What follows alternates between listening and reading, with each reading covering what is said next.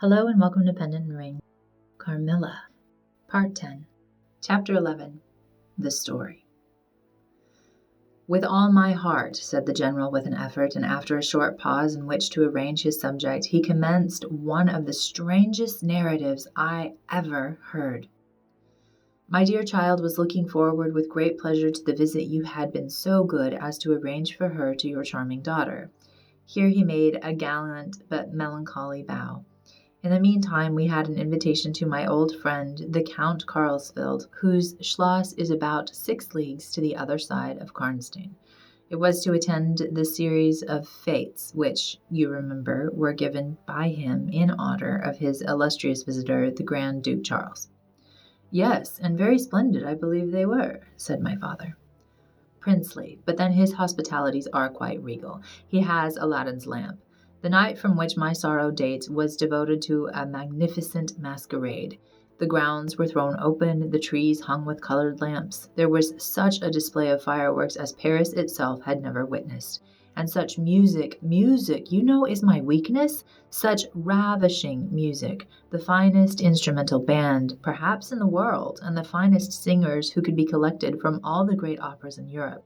As you wandered through these fantastically illuminated grounds, the moonlighted chateau throwing a rosy light from its long rows of windows, you would suddenly hear these ravishing voices stealing from the silence of some grove, or rising from boats upon the lake.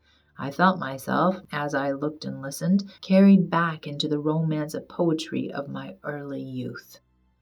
When the fireworks were ended and the ball beginning, we returned to the noble suite of rooms that were thrown open to the dancers. A masked ball, you know, is a beautiful sight, but so brilliant a spectacle of the kind I never saw before. It was a very aristocratic assembly. I was myself almost the only nobody present. My dear child was looking quite beautiful. She wore no mask. Her excitement and delight added an unspeakable charm to her features, always lovely. I remarked a young lady dressed magnificently but wearing a mask, who appeared to me to be observing my ward with extraordinary interest. I had seen her earlier in the evening in the great hall, and again for a few minutes walking near us on the terrace under the castle window, similarly employed. A lady, also masked, richly and gravely dressed, and with a stately air like a person of rank, accompanied her as a chaperone. Had the young lady not worn a mask, I could, of course, have been much more certain upon the question whether she was really watching my poor darling.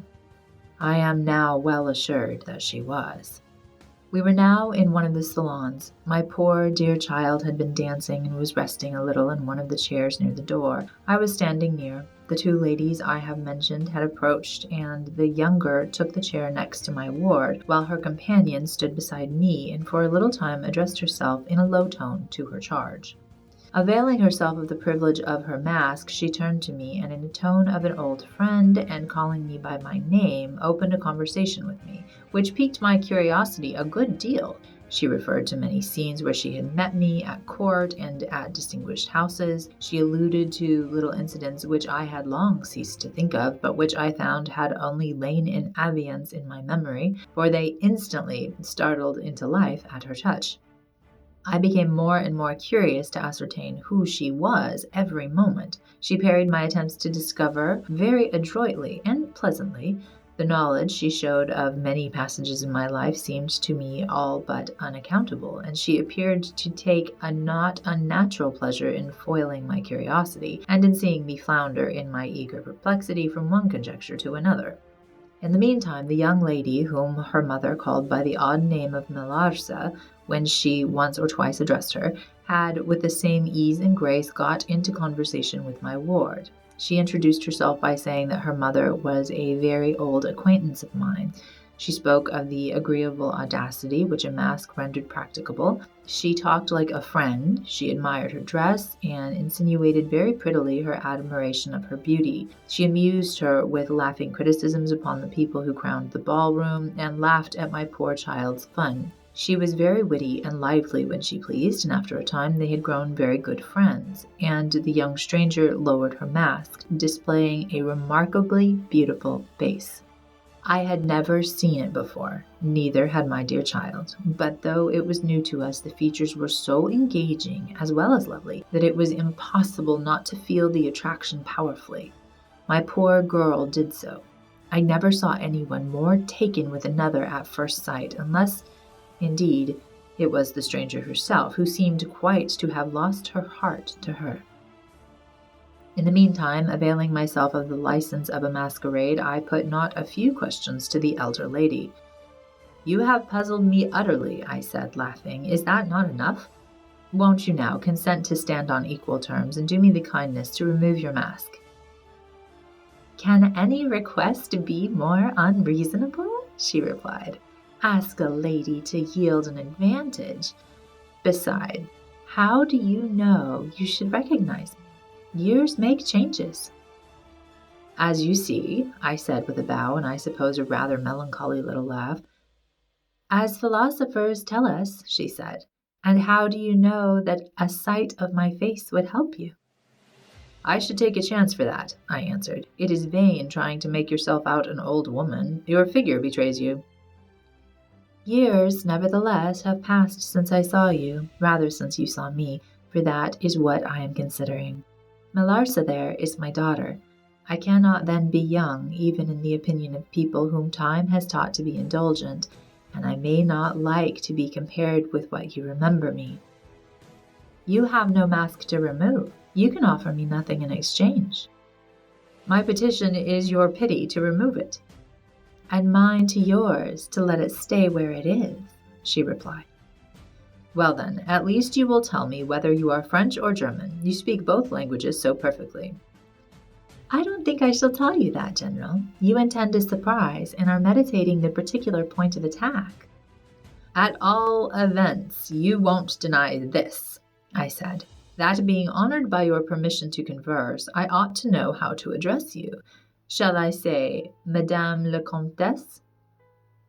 She laughed, and she would no doubt have met me with another evasion, if indeed I can treat any occurrence in the interview, every circumstance of which was prearranged, as I now believe, with the profoundest cunning, as liable to be modified by accident.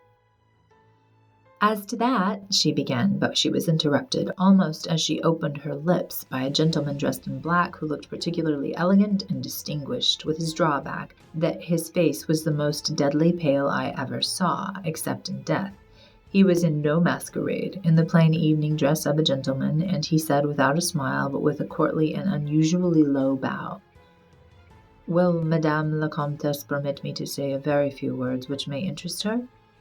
The lady turned quickly to him and touched her lip in token of silence, and then said to me, "Keep my place for me, General. I shall return when I have said a few words."